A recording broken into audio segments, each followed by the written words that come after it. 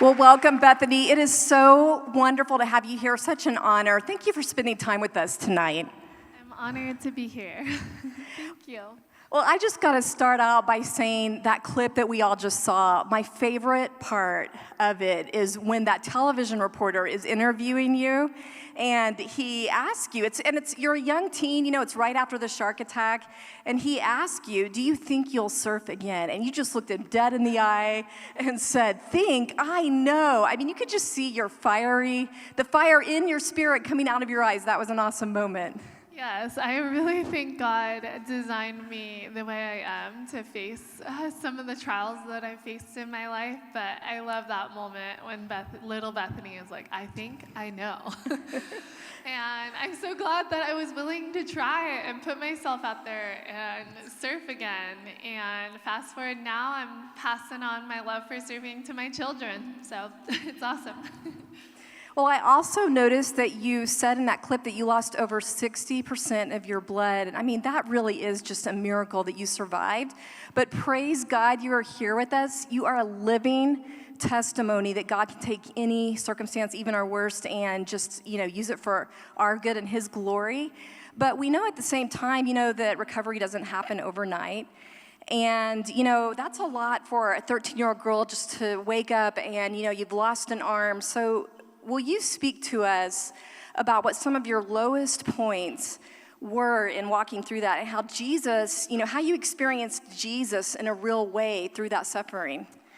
Yeah, so after I lost my arm, I remember waking up in the hospital thinking, wow, my arm is gone, and just feeling like my life was flipped upside down. But I had an overwhelming sense of peace that God was in control, and like one of those true moments of a peace that surpasses all understanding. Like God calls us to look to Him to be our peace, and even that little 13-year-old Bethany had a peace that God was in control, and I was so grateful to be alive. I knew I could have died, and I'd lost a lot of blood, and it was a long journey getting from where I lost my arm to the hospital, and yeah, it was just incredible and truly a miracle. And so I think having just childlike faith and also being grateful, that really helped me to move forward, even though I felt like my future felt very uncertain and I didn't know what I would do with my life, and just life was flipped upside down. And so it was just beautiful to see how God carried me through that season, and I'm grateful that my mom encouraged me in my faith. She would read the Bible to me and pray with me. My dad took me to church, and I'm just grateful for how my parents spoke into my life. And I think that the way they spoke into my life prepared me for that chaotic moment, that I would be able to trust in God. And still to this day, I'm still trusting in the Lord in all the ups and downs that life may throw my way. And so I would encourage you parents out there to not underestimate the voice that you have in your children's lives. A lot of the issues we're facing comes back to the family, to the father, speaking into their children's lives, and ultimately the enemy, bringing enmity, or there's that verse in the Bible that talks about there being enmity between husband and wife and father and son. And so being aware of how Satan works against the family and wants to pull the family apart. And so I just look at my life and I see how the way my parents spoke into my life really changed the trajectory of that season, and it could have gone in so many different directions, and instead it was positive and beautiful, and something awful turned into something incredible and wonderful. And I don't have pity on my life, but I have joy and hope and excitement for my future. And even 13-year-old Bethany had the same feeling, so I'm grateful. Yeah, and I think it's incredible that you were out in that water again just 3 weeks after the shark attack happened. That is just amazing, so unusual, I think. And I'd really like to hear your perspective on what gave you that kind of fortitude? Because I don't know that a lot of people would be out there that quick. And I mean, do you think that's a God-given spiritual perseverance, or that you're naturally competitive, or what? How do you explain that? Yeah, it definitely wasn't simply just being competitive, but to give you an understanding, I was born and raised in Hawaii, and I grew up on the beach. The ocean was my playground, and I was a super duper talented 13-year-old girl. The summer before, I had finished second in the national championships, 18 and under at 12 years old, or was it 13 years old? And so I was thriving in my sport, but it was more than just a sport. It was my passion, a lifestyle. My whole family surfed, I don't know. There's something about surfing. It just can't be compared to other sports. Like, it was just more than just a sport, And so when I lost my arm, I didn't wake up in the hospital thinking, yeah, I'm going to get back out there and surf again. I'm like, what else could I do with my life? Like, my mom's trying to problem solve, like, we'll move to the mountains and you can become a snowboarder. Or how about you take on photography? She's just trying to comfort me and come up with a new plan. And then I'm laying in the hospital, and a friend comes and visits me. His name is Mike Coots, and he actually learned how to surf with one leg after he'd lost his leg to a shark. Fast forward now, he photographs like great white sharks for fun, and that's like his passion in life. And him and I get in the ocean, quite frequently because we live just down the road from each other. But he's like, hey, I think you can surf with one arm. And so I get this light bulb of inspiration from Mike, and I am dead set on getting out there and trying. And at this point, my fear is not of sharks, but that I won't be able to do it with one arm. So I'm just waiting until the doctor says I can get in the ocean, and I'm healed up enough. And thankfully, my surgeries, some people have an extensive amount of recovery time depending on the limb loss and however everything plays out, but mine was just very clean cut. So I healed up really fast, and I ended up going out a day before the doctor said I was allowed to. And I'm paddling out there, my whole family's there, all my friends. I'm just so stoked. And I stumble. I'm trying to catch waves, trying to figure this out, and I can't figure it out. And my dad's like, here, let me do it. And I'm like, no, Dad, stay away. Like, you can't help me in this moment. So to help you understand how determined I was, I wouldn't let my dad help me. So dads, don't take it personally when your daughter says no. But I love just the fact that he was there, cheering me on. But he helped me. He said, hey, you're going to have to do things differently now that you have one arm. So try shift your hand to the middle of the board, whereas when you pop up, normally you have both hands on the side. And I was losing my balance popping up. So he said, hey, shift your hand to the middle of the board. And sure enough, next wave, I pop up and ride it all the way to the beach. And I just have tears of joy and overwhelmed sense of like relief that I could do it. And then from there, being young, it definitely helped being young. And, I knew how to surf. I just had to adapt and do it a different way. And so from there, it was just no turning back. And before you knew it, I'm like, Dad, can I go do the next contest? And I think that was more so just wanting to get back to normal life. I was very competitive, so I started competing and made a final in my first event and went on to make a final in the nationals that following summer. And 2 years later, I won a national title, all with one arm. So that was pretty cool. And then that kind of... Yes. And so that kind of eventually projected me into a professional career and just competing and pushing female surfing and just doing my Bethany, unique Bethany thing. It does make me think of the famous runner Eric Liddell, who talked about, when I run, I feel God's pleasure. And God has clearly created you this, and you feel his joy in that. So will you just share with us real quick that moment when you caught the first wave after the attack? Yeah, so I kind of already talked about that, but I forgot something I did want to share. James 1:2-3. Consider it pure joy, my brothers and sisters, when you face trials of many kinds, because you know that the testing of your faith produces perseverance. Romans 15:5. May the God who gives endurance and encouragement give you the same attitude of mind towards each other that Christ Jesus had. And while for me, enduring and surfing came naturally, there's other areas of life that it didn't come natural. And yeah, I have a persevering kind of like go get it sort of a personality, but there's challenges in life that have come since that have been incredibly hard. And so, when the going gets really tough,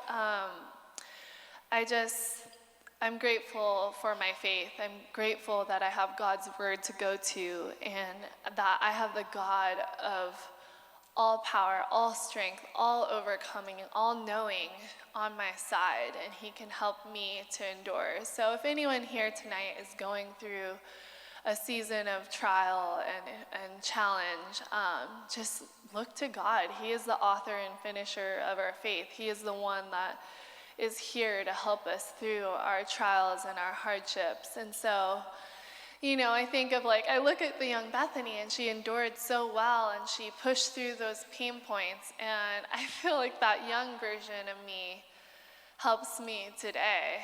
And in those challenges that don't feel so easy to persevere, and when I just really know that I need help, and that God is the greatest help that we can have. And so it's such a beautiful room to be in, with such a great mission to empower the family, cheer on our young people, set up the future for, my daughter and my sons. And I just want to say thank you to everyone for coming alongside of the Family Foundation to do such beautiful work.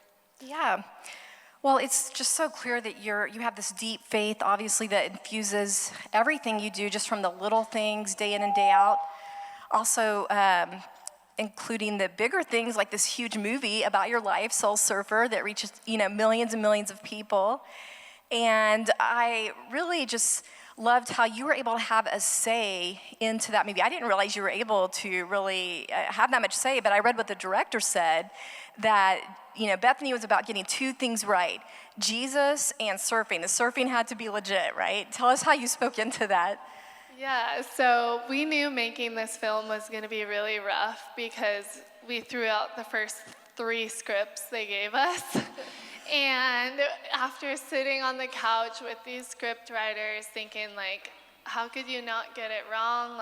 We just spent so much time, giving all the details of this very dramatic story, and then they would bust out a script that had just so many things off and wrong, and extra added drama when we had so much drama as it was. And yeah, but it was really cool to see God's hand in that time, and just how he used the different members of my family. It was a family affair. We were all involved in making this movie, and we all put our foot down at times, and we just worked hard to keep our story as authentic and true to just the heart of our story. And then too, a lot of Hollywood often really messes up surfing too. So we wanted the surfing to be awesome and authentic. And so yeah, it was a fun journey though.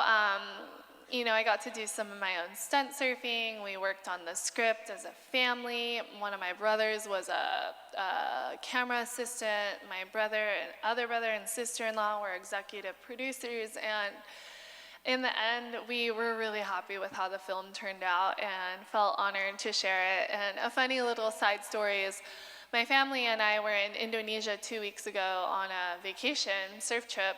And we had to take a fast ferry to get to a remote island that we were staying on.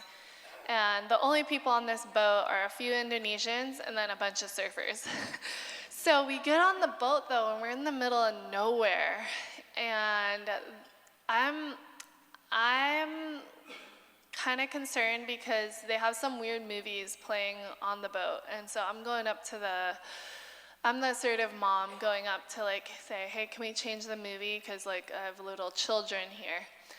And I end up in the captain's chair room, and they're like pointing at me, and then they're pointing down at something in a different language. And long story short, they had Soul Surfer as one of the options. I'm like, no, we are not playing Soul Surfer. But they're all stoked and like eyebrows lifted, and they're just like, is that you? Like they're putting it all together, and I'm like, yeah, that's me, but let's play that other movie. So it's really but I just think it's so cool. Like my story's been shared in the like depths of South America and Indonesia and Thailand and all over the world. And yeah, it's just amazing to see how God can take my story and turn it into something so beautiful. And I believe he can do the same with all of our stories. And maybe it's not in a Hollywood sense, but maybe it's in the young people's lives around you and sharing your experience, sharing your knowledge, empowering our young people by sharing your life. And I'm just honored that God has used my story in the way that he has. And yeah, making Soul Surfer was pretty awesome. And then fast forward, we made my documentary as well, Bethany, from childhood to motherhood, and just the more authentic version of me. And that was a really fun project because I basically got to surf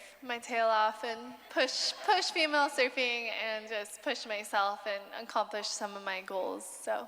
That was that Unstoppable one? Yeah, Unstoppable Bethany Hamilton. So I think it's on YouTube maybe, but yeah. Yeah. Well, fast forward over 20 years now, and here you are now, and it's just awesome to see how God is using you mightily to speak through your faith into the culture in a different way.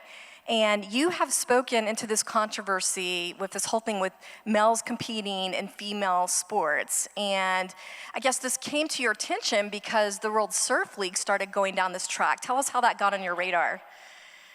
So I was getting whispers of it, and I mentioned it to a couple of my friends. I said, like, hey, I think they're gonna start allowing males in the female division. My friends were like, no, that's not gonna happen. And I was on Oahu prepping to compete at Pipeline, and the morning of the first day of the event, we get an email in the inbox saying, here's the new rules.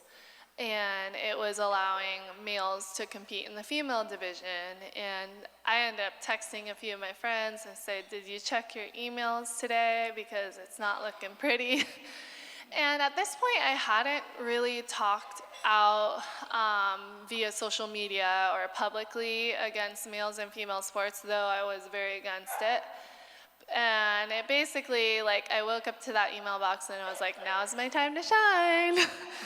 And so I kind of like geared up to prepare a statement and just put it out publicly saying like, I don't support this, but I more put it in a way of like asking questions. Like, does this make sense? Like, is it fair to simply, calculate some testosterone levels that can be artificially produced, and tried to do it in the most gracious way I could. And yeah, it was just crazy. I mean, I personally look at that time and think the overwhelming support was pretty amazing. Like, I would say there was more support than negativity, though the negativity can be very loud and obnoxious and aggressive.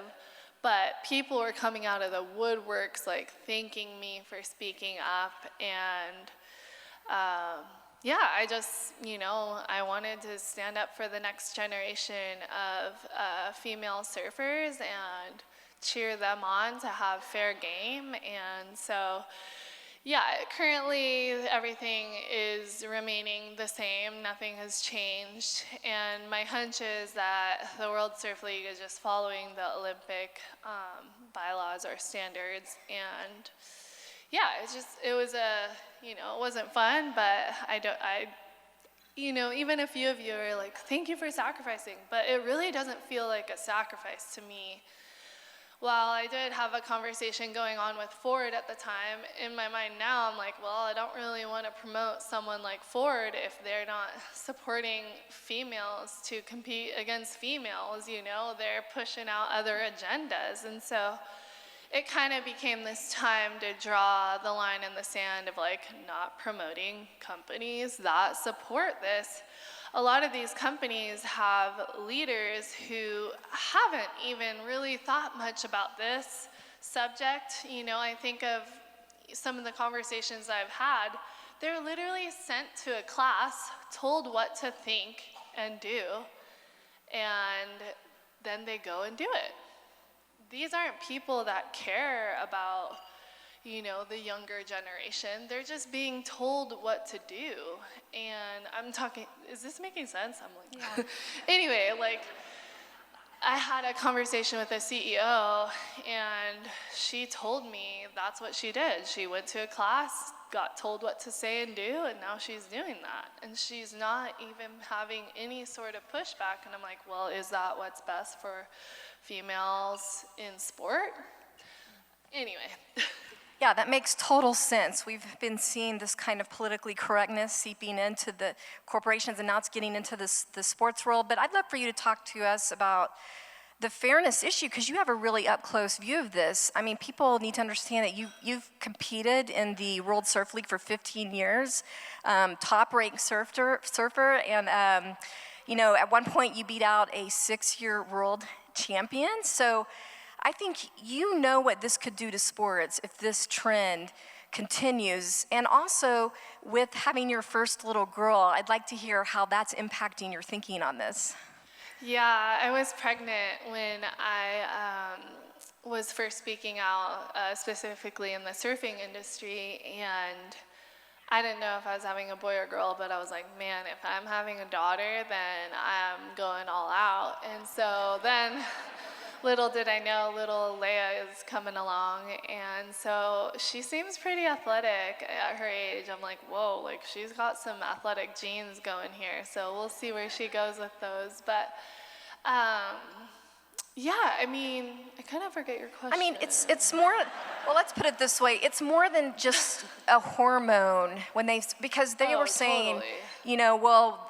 Testosterone measurement or whatever. Yeah. If you could speak to why it matters, more than just measuring someone's hormones when men invade women's sports.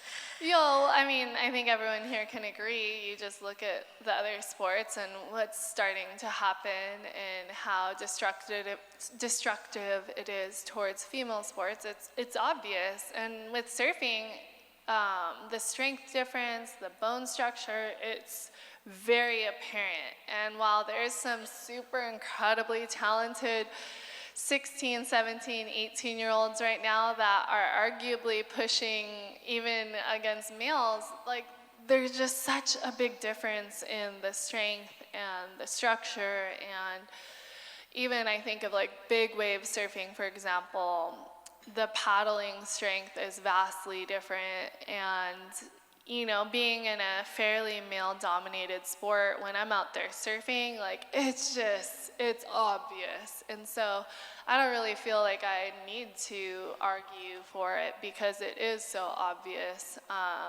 that it's so incredibly unfair and should not be that way, I think one thing I've been pondering lately that felt pretty discouraging is when I did speak out, there really wasn't many other surfers speaking out alongside of me. And I even think about the perspective of everyone expects all these other girls to speak out, but I'm like, where's the guys? Men are supposed to be the protectors of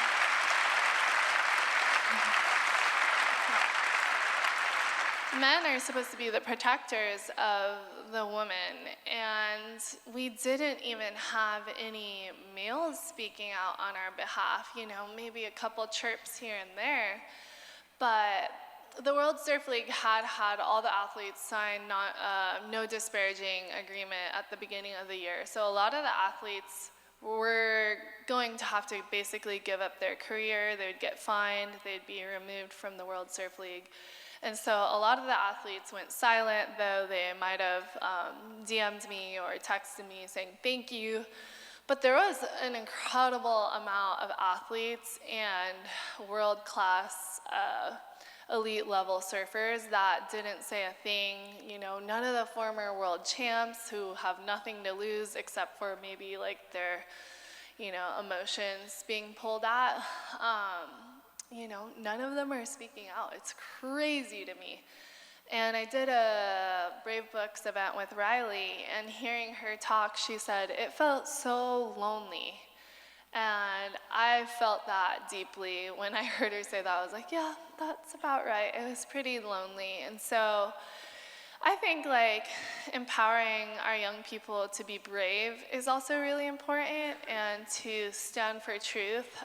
That's why I'm really proud to be partnered with Brave Books over the last couple years, and they're, doing their own beautiful work by writing books to help our children, live a life of values and to seek the truth and to speak the truth. And I absolutely love reading these books to my boys. There's two books in particular, Son of Truth, and it's all about this one boy, Tiger, being challenged to tell the truth, and he has this moment where he's wavering, but then he goes and tells the truth, and it's just so much better. And then there's this other one where the little brother saves his little sister from the poisonous flower that she stepped on, and he has to climb a mountain and go and get the remedy for her, and it's just so beautiful. But well, I think, speaking of that, the Brave Books, yeah. I do want to bring up this one event that you did, because you're such an optimist, and you make it sound wonderful, but there has been a cost to you. And I want to talk a little bit about that, and I want to talk about something that happened at a Brave Book event. But first, let me back up a little bit and just mention, for those of you that may not know, the sponsor Rip Curl was with Bethany from the very beginning when she was a young girl. And, when they stayed with you through the shark attack, and that was a really great relationship. But despite all of that, when Bethany started speaking out about protecting girls' sports, they dropped her. And you mentioned Ford as well, and and then there's just been, as you might say, I've heard you say, gnarly reaction on social media, just really some nasty stuff, and that's where I want to bring in this Brave Books thing. So you were at this Innocent Family Library event. It's one of the Kirk Cameron Brave Book. You're reading your children's book, Surfing Past Fear. You didn't even mention yours. Yeah. Past Fear book.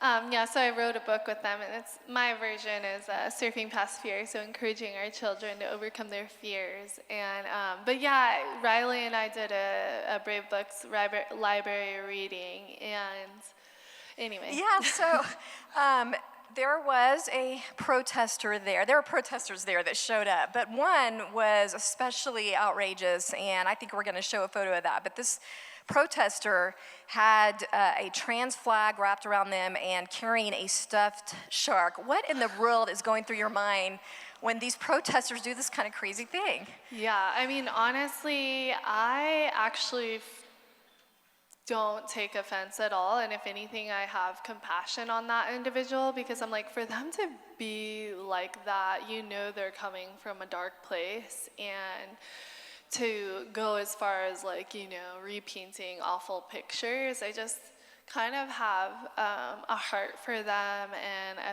a feeling of they need love in their life, and they are coming from a different version, a different place of maybe anger or hurt, or maybe they're a bit lost. And so I don't feel angry at them. Like for a while I had a shark club, so there was like a club of people who were like fans of the shark. So on like TikTok, and they would just kind of comment like, we're on Team Shark, like, wish you died, you know, hope another shark comes your way, Wow. sort of a thing. And to me, it's less, you know, it doesn't really hurt me. I'm more of just like, whoa, like I wouldn't wish that on anyone, no matter how awful they were. And so recognizing that this is like the state of much of society, like they're full of so much darkness that they go to that extreme. And you know that they're not in a healthy place when they're doing things like that. And they, you know, like, I don't know, like go and do something better with your life. And so...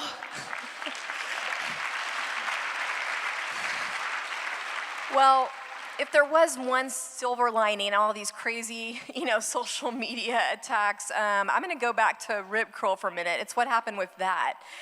Because shortly after they dropped you, then they did this promotion on social media for women's sports. This is for women's sports promotion. They put a... Women's bikinis. Yeah. You should say women's bikinis. I'll let Bethany say that, women's bikini. Is that what they were promoting? I don't remember exactly. Oh, wow. Okay, yeah, that is weird. So they're promoting women's bikinis. And they feature a biological male, who identifies as a woman. And this person had competed in, male competitions, and this is who Rip Curl's promoting, and that was just a bridge too far for many women, apparently, because there was a huge outcry. There was a boycott. This was literally like the Bud Light moment of the surf world. So it was great to see that outcry. I'm glad people are waking up, but it was just, felt like more of a flash in the pan moment. Yeah, we got a picture up there of what was going on. But it felt like the outcry is more of a flash in the pan kind of thing, and we really need persistence in speaking out over the long haul on this. And so, Bethany, I kind of wanted to come full circle here with the theme we have tonight, unwavering faith, because that is inspired by your life. Will you speak to us why people in this room and the young people listening should have and can have unwavering courage, faith and courage, and speaking truth to this culture, even when it hurts, even when there is a cost? Yeah. I just think that when we have our values aligned with God, like only good will truly come in the long run. And so looking at the climate of the world and the way the way the culture is going, a lot of it's rooted in Marxism. I've been meaning to dive in and research that a bit more, but just knowing that there are works of darkness and evil out there, but at the end of the day, the Lord wins, and so just doing what He says to do and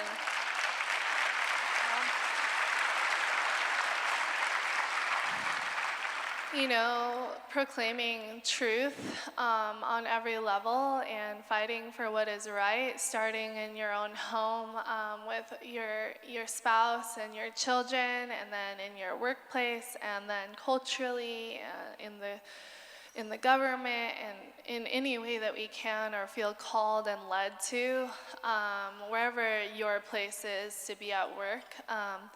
We all have vocations in life, and to love and serve our neighbor the best we can. And to me, telling a young girl to not amputate perfectly good body parts is to love her and to call her back to truth. And so,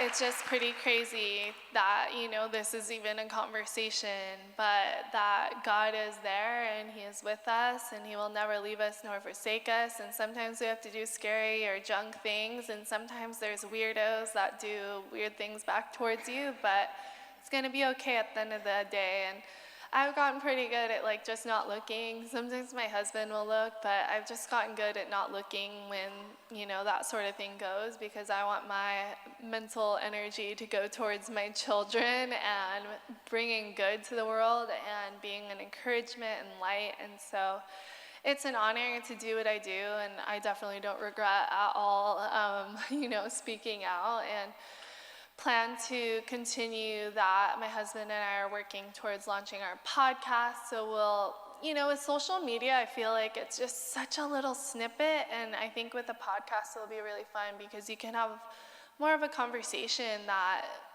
can cover subjects with more of a healthy approach versus social media. It's so short and, quick to judge, quick to react, quick to get emotionally bent over things. And so I'm excited to just speak out more through our podcast and the different work that we look forward to doing, and teamworking it as husband and wife, and finding voices that we really want to get out there and project more through our own platform. And so, good to come.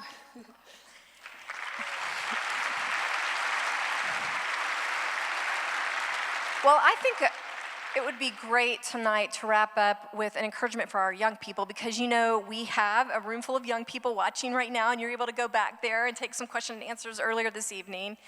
And especially for our girls, can you just give them a word of encouragement on what it means and how they can live out their convictions in this confusing world on this issue that we're talking about and other biblically centered issues? And also just how they can, be an Esther of this time. Oh my goodness. Well, I would just say that to get out there, be courageous, be your beautiful self, know that God has given you talents and gifts for a reason, and to let those, shine and flow. And just to be, if you feel scared or if you feel like it's too much for you, to find someone to speak into your life, to mentor you, to cheer you on in a good direction, or to help you, find your strength so that you can better shine in the gifts that you have, and to just have fun, and to know that, yes, there's serious and awful issues, but there's also so much fun to be had. And God gives us the life that we have, and to just make the most of it and be willing to try and try again and keep showing up. And that's kind of how I have approached it, is just being willing to keep trying and keep showing up. And sometimes there's some wipeouts along the way, but then there's also some awesome rides to be had as well. And so, cheering all you young ones on, and you young men, to know that you are our protectors, and we're cheering you guys to lead well and be movers and shakers out there. Well, thank you for your yes.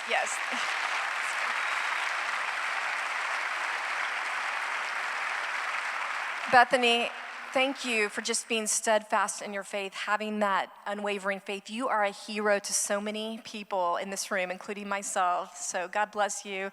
Thank you for your courage and being with us tonight. Thank you. Well, thank you, Bethany and Candy. Thank you for the courage and the compassion and the joy with which you have lived your life, Bethany, and the encouragement that is to all of us in our own context. We will all face sharks of different kinds, metaphorically, and may we all respond as well. But friends, our evening has now come to a close. A couple quick reminders. Don't forget what has happened tonight. May these seeds be planted and grow deep, because the work has not done. Quick reminder, if you have been moved to make a donation, please leave the envelope in the bag in the center of the table. In addition, there are beautiful Family Foundation pens that are part of that, and you are encouraged to take those with you so that you can pray for the Family Foundation and then just make another contribution. Also, the early voting has already begun in Virginia, so bank your vote early, because you don't want to have your tire blow out or a hurricane or something happen on election day and your vote not get counted. So go ahead and do that. There is also voter information in your program that you can take with you. So allow that to be a resource, and then share that with a friend as well. Finally, there are centerpieces on your tables. I have been educated tonight that one of them is referred to as a peace lily. Those are the ones not in the glass vase. The smaller table centerpieces are called peace lilies, and you may take those home with you. So have an arm wrestling match at your table, and may the strongest man or woman win and walk out proudly with your peace lily. And finally, friends, as we go, our exhortation, because of our theme of the evening, remember, something challenging is going to happen this week. We are going to learn something that we didn't want to know. But in that moment, remember, this is my Father's world. And let me ne'er forget that though the wrong seems oft so strong, God is the ruler yet. Have a great night.